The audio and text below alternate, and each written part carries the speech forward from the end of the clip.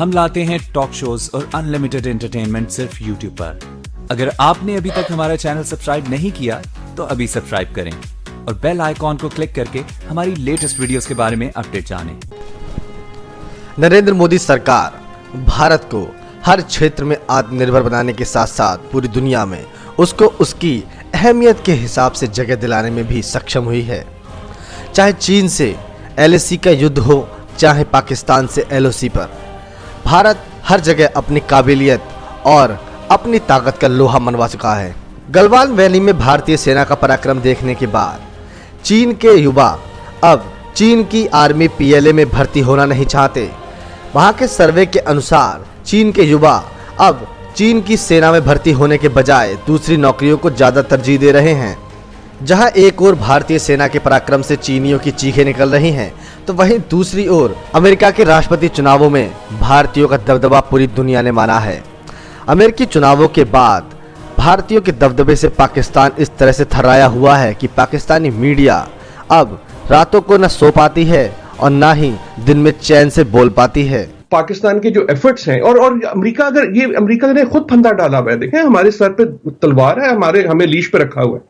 So Pakistan should be focused on its interest. جہاں تک رہی بات بھارت کی یا کشمیر کی، ہیومن رائٹس پہ یقیناً یہ آپ کو باتیں زیادہ سنیں گے، لیکن وہ ہیومن رائٹ کی بات کا یہ مطلب نہیں ہے کہ وہ پاکستان فور ہو گئے اور اگینسٹ انڈیا ہو گئے. بھارت اور انڈیا کم از کم اگلے 25 سال ول انکریزنگلی بیکم کلوزر، اور اس کی وجہ یہ ہے کہ دشمن کا دشمن دوست. سو US ول نیڈ انڈیا، چاہے اس میں مودی ہو یا کوئی اور، بیکاز وہ چائنا کو کاؤنٹر ویل کرتا ہے. ریگارڈنگ انڈیا کے بارے میں اگر آپ آ جائیں، بائیڈن نے جیسے میں نے آپ کو کہا کہ وہ اب کچھ نہیں بدلے گا. انڈیا ان کا اسٹریٹجک پارٹنر ہے، انڈیا ان کا ملٹری ایلائی ہے، ملٹری یہ ہے، پارٹ آف ملٹری الائنس ہے ان کا. ہندوستان کا جو رول ہے جو بائیڈن جو ٹرمپ کے پاس تھا، وہ بائیڈن بھی ایکسپٹ کر رہا ہے کہ وہ چین کے خلاف ہندوستان کو کھڑا کر رہے ہیں. انڈین اوشن میں ان کا کام کرے گا، ساؤتھ چائنا سی بھی انڈیا کام کرے گا. ہمارے لیے یہ ایک پازیٹیو چیز ہے. نیگیٹو ہے کہ جو وائس پریزیڈنٹ ہیں 56 سال کی ہیں. امریکہ میں تو ابھی سے بات شروع ہوئی ہے کہ جی جو ایج ہے جو بائیڈن کی، کچھ پتہ نہیں ان کی صدارت کی ٹرم ختم ہونے سے پہلے ہی کہیں ان کے شوز میں نہ سٹیپ کرنا پڑ جائے کاملا ہیرس کو. اور دوسرا کہ کیا یہ پازیٹیو چیز ہے کہ یا ہمیں ایک وائس پریزیڈنٹ کے اندر ایک بہت فارمیڈیبل کیا کہتے ہیں دشمن سے ہمارا رابطہ ہوگا کہ وہ پرو انڈیا لین کریں گی اور ہمارے اگینسٹ ایک کانسٹنٹلی موو ہوگی، یا ایک برج بلڈنگ کر سکتی ہیں؟ بیکاز ابھی تک ریلیٹیولی ان نون کموڈٹی ہیں وہ. جی اس میں تو کوئی شک نہیں ہے کہ وہ ان نون ہے. ان کی خصوصاً خارجہ پالیسی کے امور کے اوپر سوائے ایک دو تقاریر جو کہ ابھی سوشل میڈیا پہ چل رہی تھیں. دیکھیے بات یہ کہ یہ اگرچہ کہ اس میں کوئی شک نہیں کہ ان کی والدہ جو تھیں وہ امیگرنٹ تھیں اور ہندوستان سے تھیں، مگر ان کے والد جمیکا کے ہیں، اور اس کے علاوہ ان کی جو پرائمری آئیڈینٹی ہے اور بنیادی آئیڈینٹی تو ایز این امریکن ہے. تو جو یہاں پر پاکستانی امریکنز ہیں یا ساؤتھ ایشیا کے لوگ امریکہ کے اندر رہتے ہیں، وہ تو بہت خوش ہیں اس بات سے، کیونکہ یہ ایک تاریخی موڑ ہے. بلکہ امریکہ کی تاریخ میں کوئی بھی وائس پریزیڈنٹ جو ہے وہ خاتون نہیں ہوئی، اور وہ خاتون تو ایک طرف پرسن آف کلر بھی نہیں ہوئی. تو اس لحاظ سے یہ بہت ہے. میرے خیال سے یہ جو آئیڈیا ہے یہ تھوڑا سا قبل از وقت ہے اس کے اوپر بات کرنی، کیونکہ یہ پتہ لگے گا کہ آگے وہ کس طرح کی ان کی کیا سوچ ہے پالیسی کے بارے میں، خصوصاً خارجہ پالیسی امور کے بارے میں. لیکن میں آپ کو یہ کہتا چلوں، جیسے ابھی عادل کہہ رہے تھے، امریکہ کے اندر اس وقت داخلی کرائسس اتنے زیادہ ہیں، خصوصاً یہ جو کووڈ-19 کی اور معیشت کی وجہ سے، کہ یہ ایڈمنسٹریشن جو ہے جنوری کے بعد ایک تو سنبھلنے میں کچھ مہینے لگیں گے، مگر بہت سے مہینے ان کو داخلی امور کے اوپر مکمل توجہ دینی ہوگی، کیونکہ ملک بہت پولرائزڈ ہے، تقسیم شدہ ہے. جیسے کہ آپ نے دیکھا ہے ووٹنگ کے حوالے سے بھی تقریباً 19-20 کے فرق سے ہی بائیڈن جیتے ہیں. تو یہ بہت بڑا چیلنج ہے ان کے لیے. اس لیے خارجہ امور جو ہیں وہ تھوڑا سا بیک سیٹ لیں گے اس الیکشن میں بھی، کیمپین میں بھی، ڈیبیٹس میں بھی.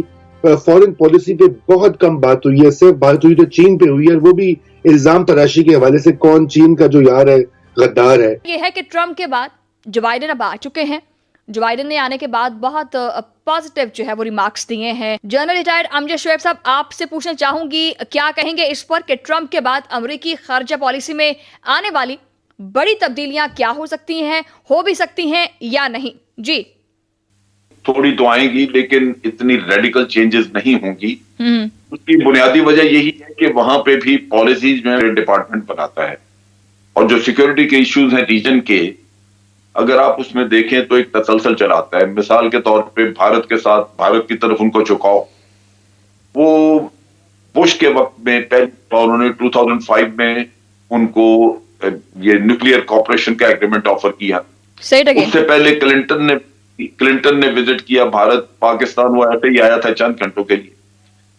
फिर आप देखिए कि उसका तसलसल है, लगातार भारत के साथ मुआहदे हो रहे हैं। सो अगर आप पिछले 20 साल की अगर उनकी देख लें पॉलिसी, तो उसमें आपको वाज़ेह नजर आएगा कि ग्रेजुअली वो भारत की तरफ टिल्ट करते हैं। हम अपने खित्ते के नुक्ता निगाह से बात कर रहा हूं, तो ये पॉलिसी में कंटिन्यूटी है, बावजूद इसके कि 4 सदर इसमें बदले हैं, क्लिंटन के बाद 3 और आ चुके। लिहाजा ये हमें जहन में रखना चाहिए कि पॉलिसीज जो हैं बड़ी कुव्वतों की, चूंकि उनके अपने मफादात हैं स्ट्रेटेजिक और रीजनल, लिहाजा वो उसमें कंटिन्यूटी आपको नजर आएगी। बड़ा 19-20 फर्क। जंगवी साहब, पहला सवाल आपसे करना चाहूंगी, क्या समझते हैं कि ट्रंप के बाद यानी जो बाइडेन आने के बाद भी अमेरिकी खारजा पॉलिसी में आने वाली बड़ी तब्दीलियां क्या हो सकती हैं?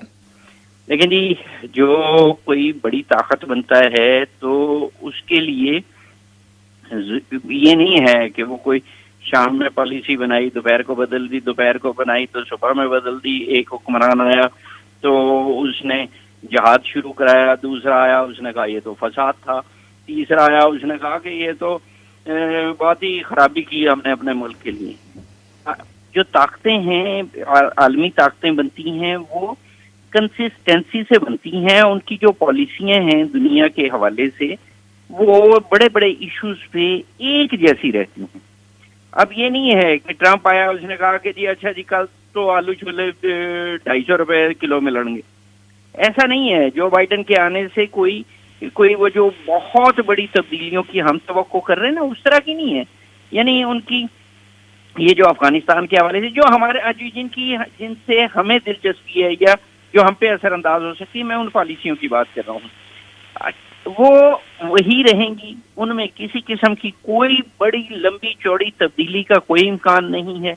अलबत्ता इसमें हमें क्या करना चाहिए, उन तब्दीलियों उनसे किसी भी अमरीकी हुक्मरान के आने जाने से जो हमें फर्क पड़ता है वो ये कि हम अपनी कोशिशें वहां तक एक्सेस के लिए, उन जो उनके ऑफिसेज हैं उनके अंदर अपने लोग दाखिल करने के लिए, या कम से कम अपने हमायतियों को वहां पे सपोर्ट की जाए। ये नहीं है कि भांग पी के सोए रहें और जब इमदाद लेनी हो तो फिर हम जाग जाएं और फिर हम दौड़े भागते फिरें। और जो बाइडेन के आने से अलबत्ता जो उसकी जाती जिंदगी की चीजें हैं, वो मुझे नहीं लगता कि वो इमदाद के वो हाथ खुले रखेगा जो कि पिछले अमरीकी हुक्मरानों की वजह से हमें मिलती रही है। अब मेरा ख्याल है कि ये बिल्कुल सही। जाहिर जंगवी साहब, टाइम मेरे पास मदद के साथ कम होता है बहुत, तो आप समझते हैं कि कोई बड़ी तब्दीलियां रूनुमा नहीं होंगी? जी बिल्कुल भी नहीं होंगी। मैं आपसे भी यही सवाल करना चाहूंगी, आप क्या समझती हैं इस हवाले से, क्या बहुत बड़ी तब्दीलियां रूनुमा हो सकती हैं? शुमाइला, मेरा नहीं ख्याल कि बहुत बड़ी तब्दीलियां रूनुमा होंगी, क्योंकि जो भी पेंटागन की पॉलिसीज हैं वो अपने मफाद के लिए बनाते हैं, और उनका जो मफाद है वो सारी दुनिया को मालूम है कि उनका मफाद किन कंट्रीज के साथ मिलके पूरा होता है।